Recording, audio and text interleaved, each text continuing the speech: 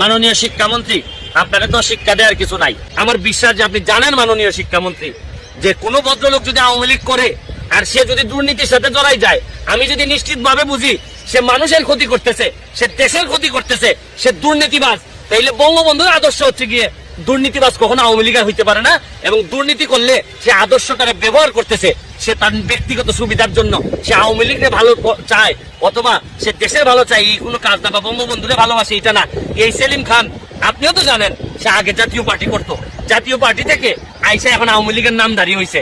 আর আপনি আওয়ামী লীগের করে এই কারণে আপনি বলে দিলেন আপনার কনস্টিটিউয়েন্সিতে আপনি 15টা ডিও লেটার দিলেন। আমার আর কোনো কিছু বলার নাই। মাননীয় শিক্ষামন্ত্রী, আপনি সেলিম রে দরকার হলে আনারকলি দিয়ে দেন, তারপর চাঁদপুরটা দিয়ে দিয়েন না, কারণ চাঁদপুরের মানুষও তো এখানে বেঁচে থাকতে হবে। যদি এই রিপোর্ট অনুযায়ী দেখলাম যে এইভাবে বালু তোলার কারণে 3 থেকে 4 জায়গা যে শহর রক্ষা বা চাঁদপুর এটা দেবে গেছে,